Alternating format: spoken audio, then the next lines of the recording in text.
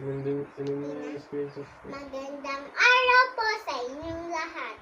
Ako po si Lyra Del Ibadua mula sa Baitang Isa, ang batang malusog. Ang batang malusog ay batang masaya, kay katawa'y malakas at laging masigla. Katawan at isipan ay kapwa malusog, sa mga kasama'y pagtulong mo'y hantog. Malinis na lagi ang buong katawan, sa pananamit at sa paligid man.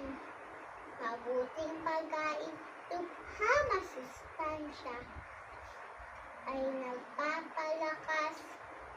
Kayong murang-mura, gatas na sariwa at itlog ng manok.